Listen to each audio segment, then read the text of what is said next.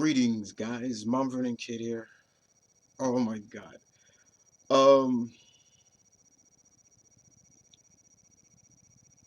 the Omni Geek High Lord of New York wants to apologize, guys, to you for the delays. Like I said, I'm still catching up with my piles, and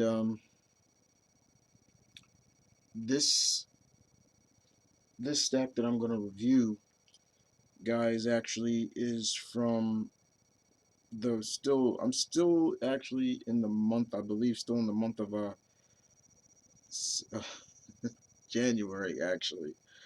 And sorry guys, I'm checking my phone real quick. Um, and but I I don't want to not forget about the books and just go right to the current stuff. So because there's probably people out there that want to know what did I think of the books that came out prior to this. So, like I said, um, these uh, these books. This is the next stash of books. I'm not gonna even go into detail of when they came out or anything like that. I'm just gonna run through this stack of books right here and do this one at a time. I'm not gonna do one big haul. Maybe I'll do it, but not right now. And somebody just text me. Okay. But anyway, so in this stash, I have some Marvel. I have Marvel, uh, 3DC, and a lot of indie. So let's kick this off. Like I said, uh, not even gonna keep apologizing because it's like I'm not quitting. It's just I'm behind on my books. All right, so let's kick it off with Marvel. We're gonna kick it off with all new, all different Avengers #4. Um, Wade, Asara, Mick Craig. The as always the Alex Ross covers are beautiful. Um, this what I know there's a lot of people that have dropped this title, and because they're not really feeling where Wade is going. Wade is building something up. He really is. That's one thing I love about Wade. He's building up. He builds the characters up so we can officially really get fulfilled with the character and just not. He doesn't just throw characters together or just gives us characters and with no character development. And that's something that he and writers like Gail Simone and a few others that I can go on and on about do. But in this, we get to see Jarvis once again, old Edwin Jarvis, and Jarvis is really like he kind of. It's almost like he really doesn't want to serve the Avengers now. We get to see where the Avengers, this team of Avengers, are now, and yeah, the Avengers are now their headquarters is out of like air a a bunker, like a hangar, and they're on a budget now, and he's really like concerned, like cyan and things like that. But one of the thing is the Avengers, what do they deal with in this issue in terms of a threat?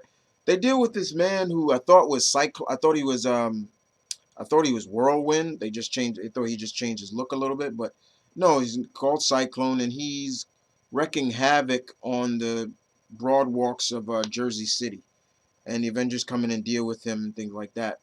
Once again, Wade is still putting the emphasis on working as a team, uh, things like that. But Vision shines in this, especially what he does. And everybody's really like, what the hell's going on with Vision? In terms of this kiss, it was just sporadical. It just came out of nowhere, and that was about it. It wasn't like, oh, they're getting together. Because if you've been reading Sam Wilson, Captain America, they are building him and Misty Knight up pretty well. But other than that, not bad. Not bad at all. Nothing really to complain about. Let's move on to Angela, Queen of Hell, number 4. Marjorie Bennett does a good job with this title.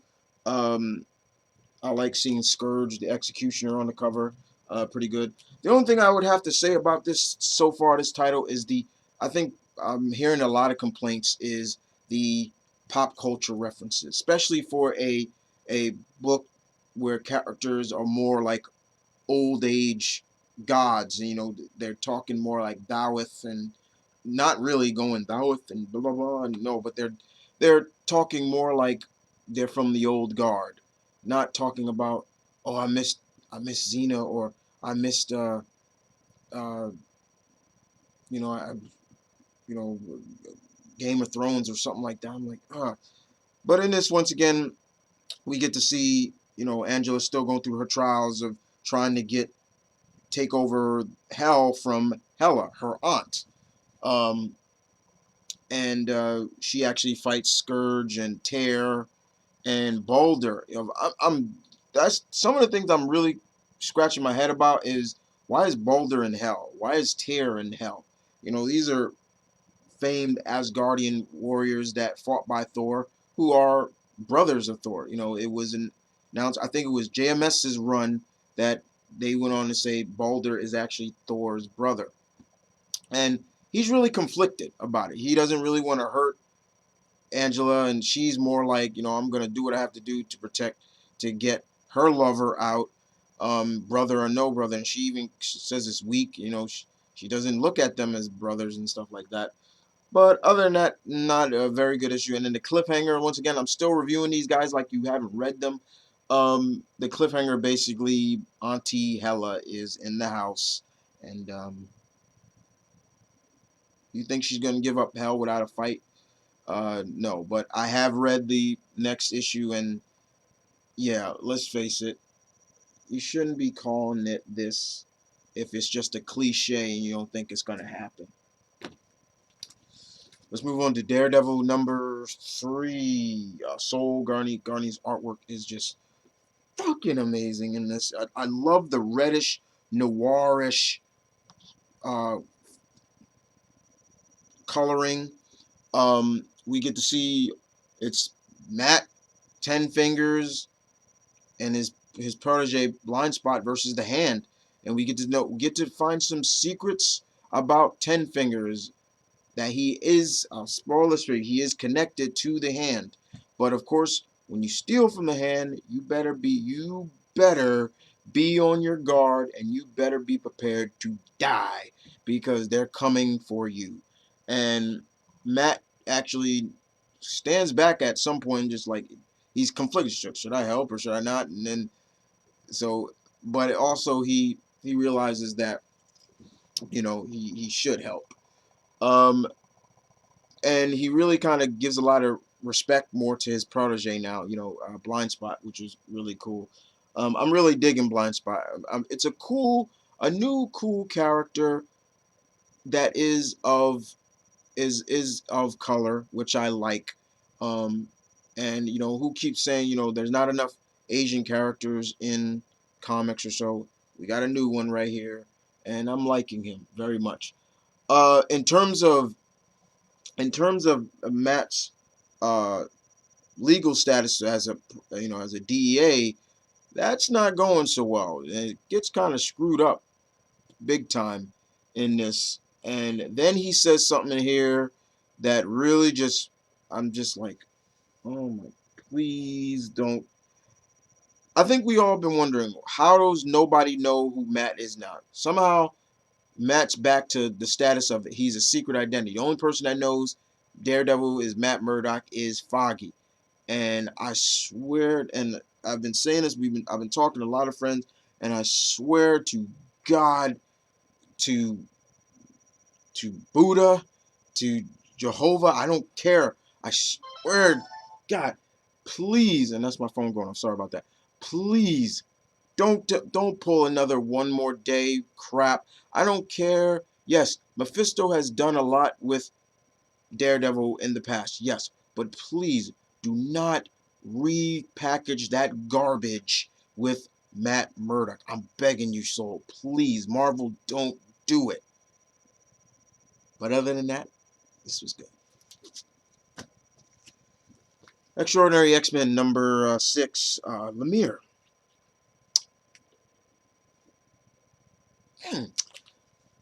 First of all, I dig the cover. In this, the team is going into Weird World. Weird World is becoming a big thing now, and I'm cool with that. And they're going to bring in rescue a mutant who's there. We find out who the mutant is at the end, and I was like, okay. However, this mutant, and Storm even says that this mutant was actually siding with Cyclops when he went batshit crazy. And once again, Marvel, you need to showcase that. I advise you as a fan and as a reader of your product right now. I advise you guys to. You should have had a mini series that was going on, kind of like week 52 week. Week 52 that DC put out. One more year later. Where we got to see what was going on prior to the 8 month gap and things like that, to understand what I want to know what happened, what mutants sided with Cyclops and attacked the Inhumans, and who died, and what happened. But we get to see who the mutant is in this, and I was just like, when I saw the mutant at the end, I was just like, once again, I'm not going to spoil it, even though it's been out for a while. I looked at it and I'm just like, you know, I ain't surprised, because he's been kind of on his douchebag dickery mode over the past years anyway, and and Storm even tells Wolverine, like, look, we're going to save this person, but if he tries anything, you know what to do. I'm like, Storm is not playing. She is not playing. I did like, what else I liked was Colossus, like, stepping up into now being more of a big brother mentor to the younger X-Men now, like Anal and all those. The whole scene between Iceman and Anal, because Anal, he's gay too, and now Iceman's gay. You know, I'm still like, I, as much as that doesn't bother me. I love Bobby Drake. He's still one of my favorite X-Men. I still feel that this whole cliche of Iceman being gay was just, let me be brutally honest here, guys, a load of shit. And it was just a load of crap. You just randomly picked an X-Men. Oh, he's gay now. Like, some people said there are signs of it, and I have practically almost every X-Men, or read every X-Men with Iceman in it, and I may have seen hints, but no. But this was pretty good, and I liked also with Ileana and the young mutant that she's kind of mentoring. I thought that was really cool. Let's move on to Moon Girl and Devil Dinosaur number 3. Amy Reeder, Montclair. This is still just a fun book. Uh,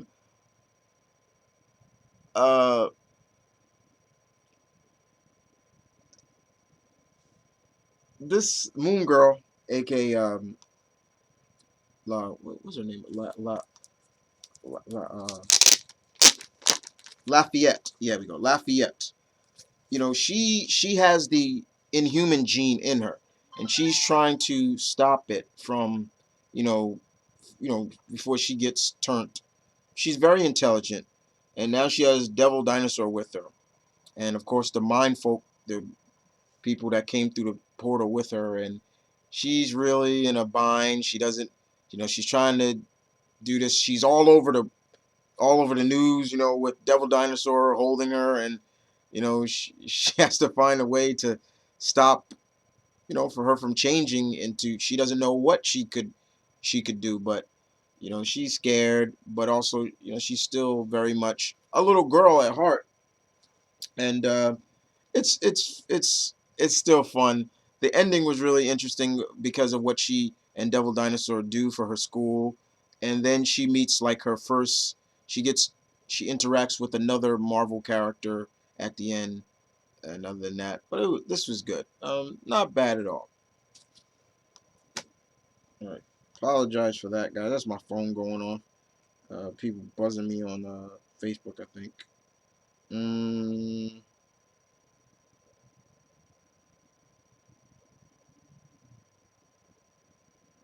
Hold on. I apologize. Let me just get a look at this. Mm, mm, mm, mm, mm.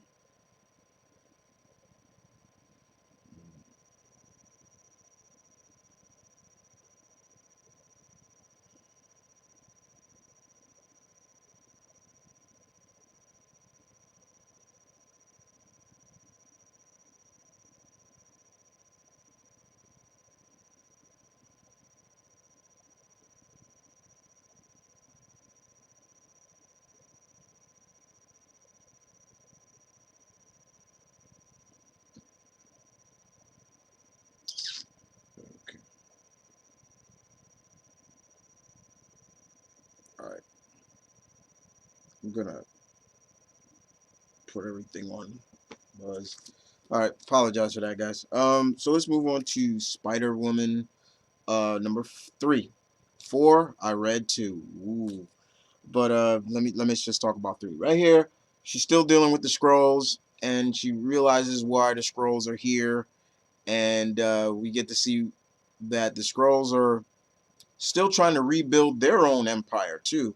And without spoiling too much, it's still Jessica and the other pregnant alien women dealing with the scrolls. And man, they make these scrolls look like pushovers and punks, and I love it. It was just really cool how she's leading these other pregnant women around, and they're following her. They're not like saying, "Oh, we can't do this. No, we're pregnant." No, they're actually going along with it.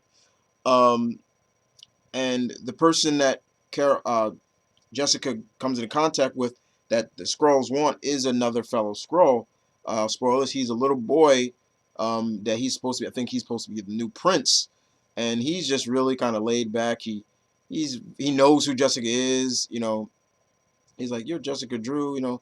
You're an Avenger," and things like that. And he's worried about her fighting because she's pregnant, and it gets so dire that something happens at the end. I was not expecting it to happen so quickly.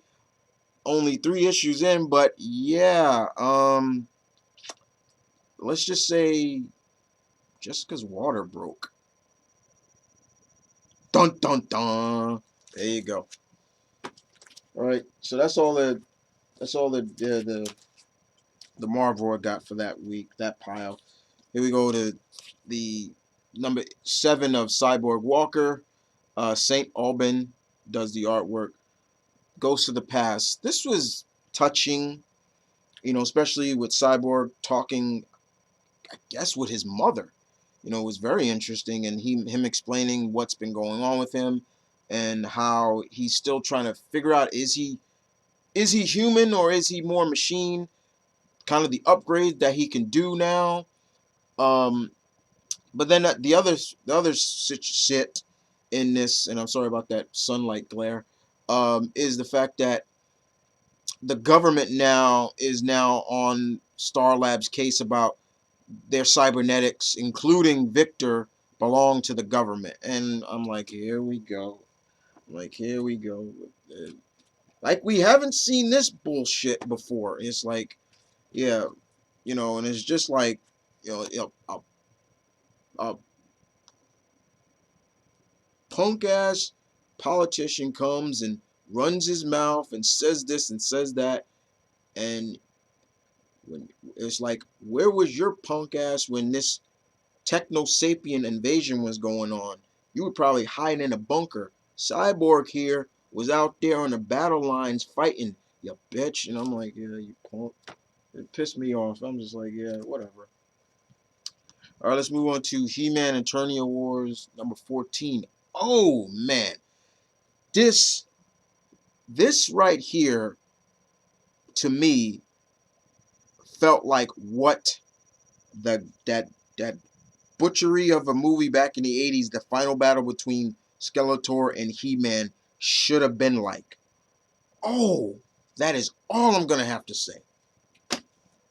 Yeah.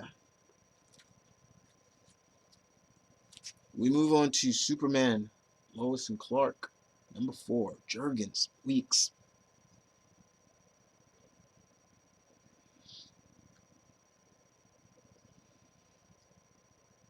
Cue the theme music. Yeah, this is good.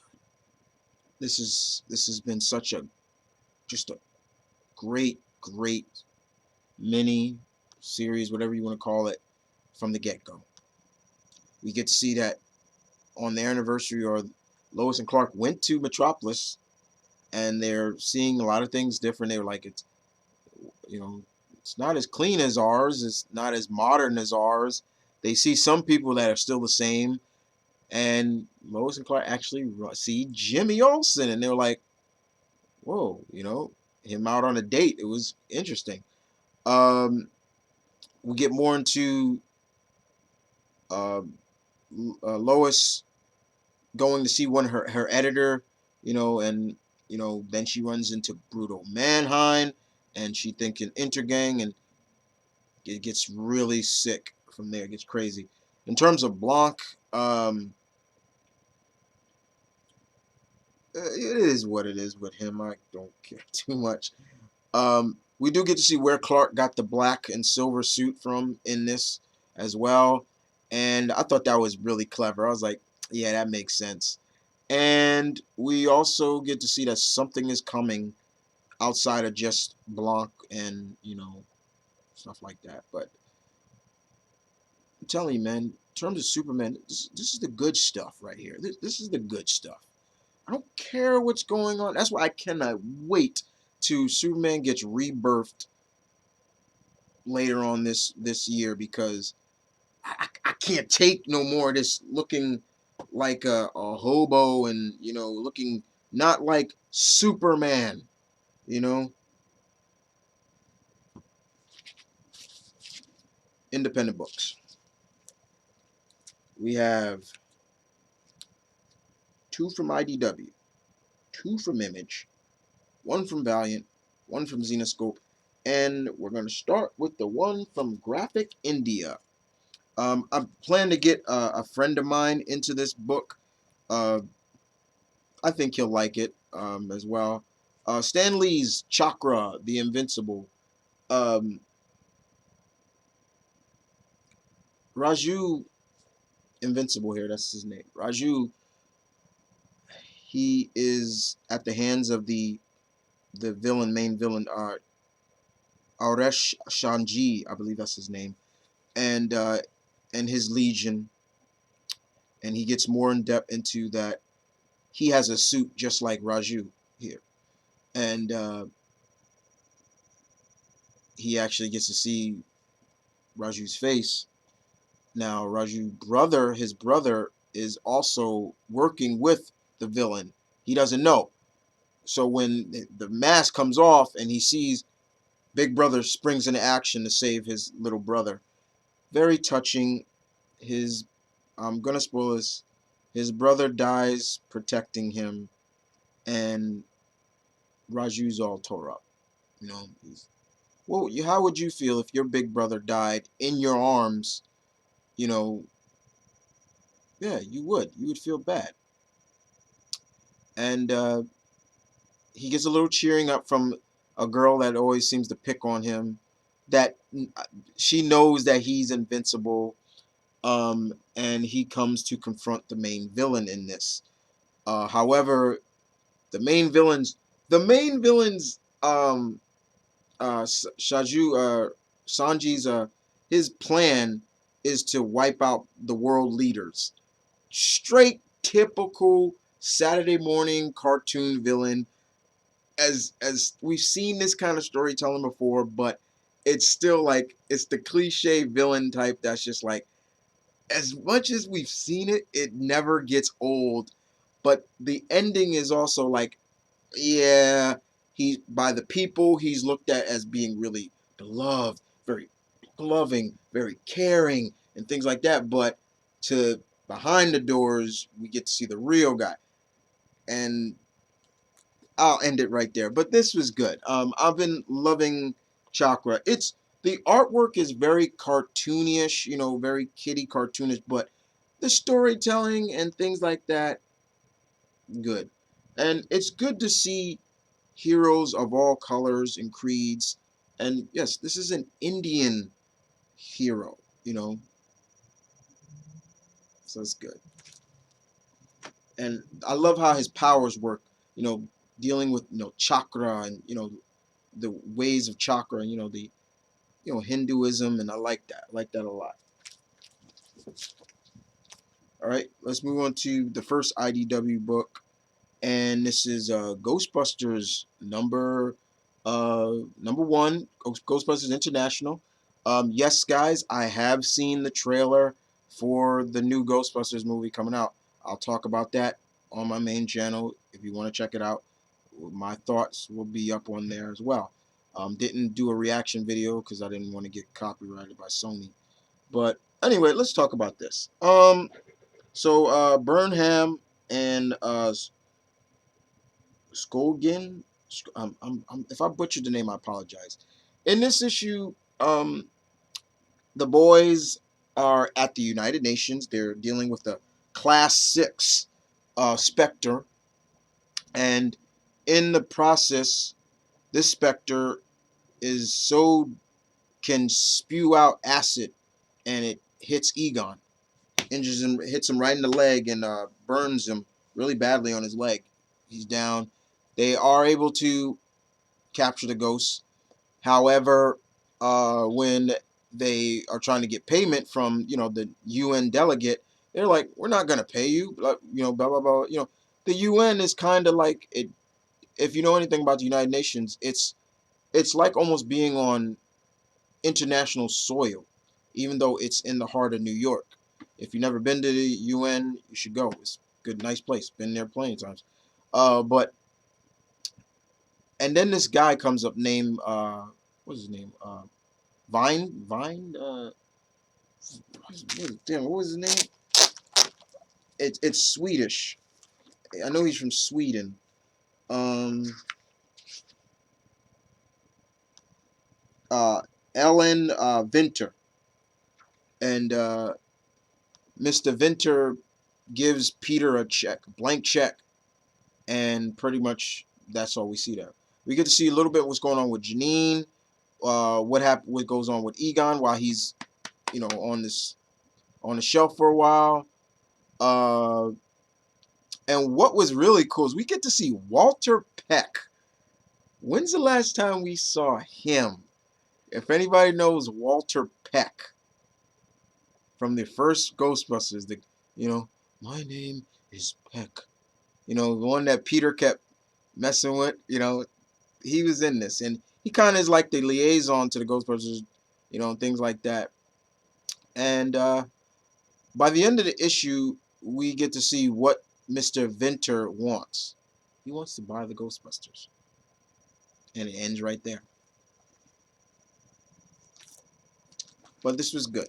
The artwork was just as it's the same artwork that was used in the Ghostbusters Ninja Turtles crossover, but very good indeed.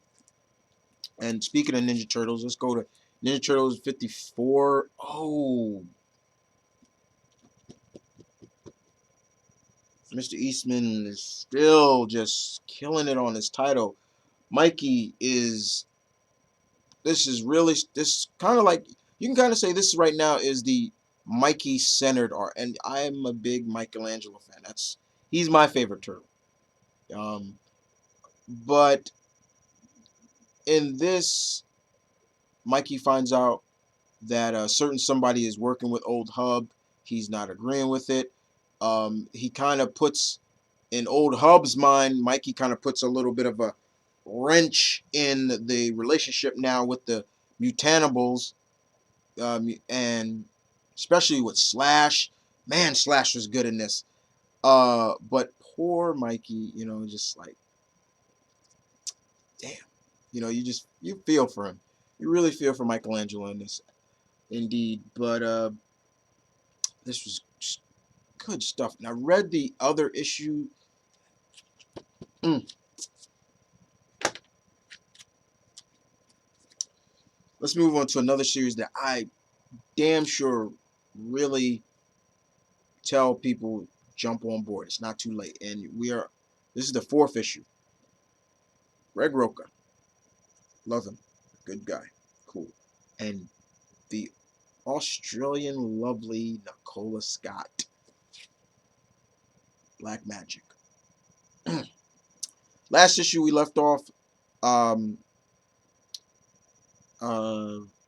my god, I'm forgetting her name. Damn it. What is the main character's name? Shit.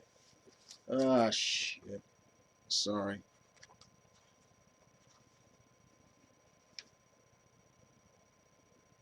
Um,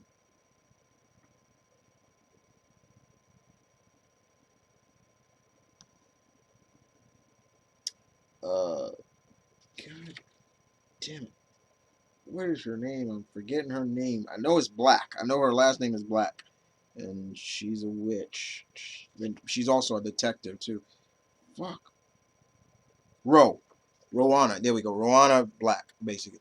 They're investigating a body that came up in the river in the last issue. They're getting the autopsies on it and they're trying to figure out what happened to this guy, her and her partner Sean, and he's missing. He's got like his hand got amputated, lopped off, and things like that. And it's just to the point you're just looking at it like, what the hell happened? And she goes to speak to another her friend who is also a witch, and it really centers around this dead body that they're not really don't know who it is, or they're speculating who it could be. But then the ending is really where it gets whoa. We see Rowana's friend, who also is a witch as well, I guess performing a protection spell, calling to the different deities, or and mm, yeah, I won't spoil that for you. That was good stuff. All right, good stuff. Black Magic. Do yourself a favor. Get on board with this title. All right. Now, this was a title that a friend of mine, I kind of consider he's one of my many little brothers, Mr. J, Jeremy. He knows I'm a huge werewolf fan. I love werewolves more than vampires, zombies, you name it. Werewolves, that's my first supernatural favorite creature. And in this book by Image called Cry Havoc, Simon Spurr and Ryan Kelly does the artwork. This was a very interesting take on the whole concept of lycanthropy, aka werewolvism. And it felt like a little bit of a supernatural meets Saving Private Ryan, I guess. Any war movie meets any kind of werewolf movie. We get to see how one of the main characters, who is the werewolf in this, how she was bitten, and man, it was fucked up what happened to her, how she got attacked. Um, but just was just really different. Not gonna spoil it because I definitely think you guys should check it out for yourselves. It's called Cry Havoc. This was good, especially if you're a werewolf fan. And it's starting to get dark, and but if you're a werewolf fan, you'll enjoy this very much. Trust me. And I'm gonna try to get some light in here. I'll be.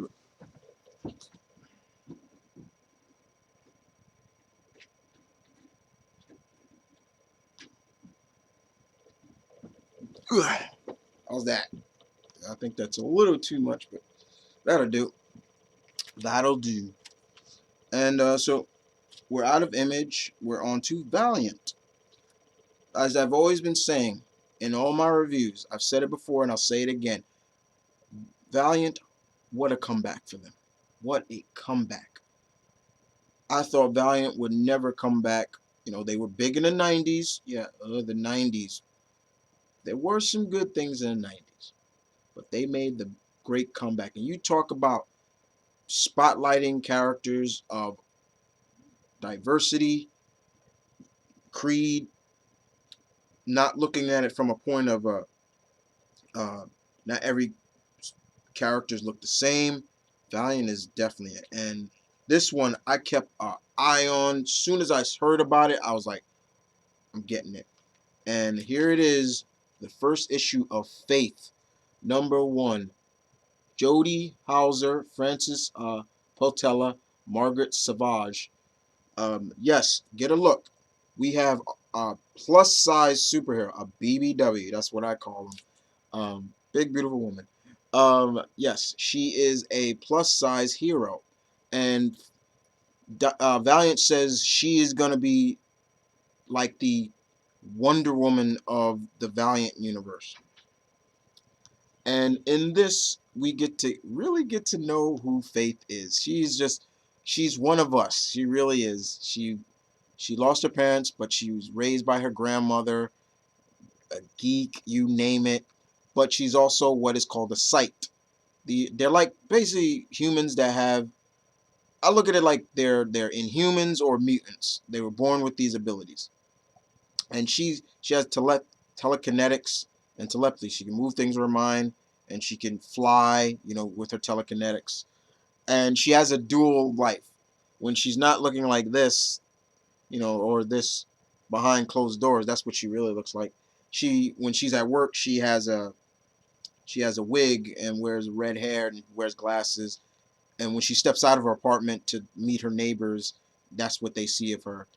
She was a part of another team, and she left to try it on her own. She is in California, and this was just so good. I loved it.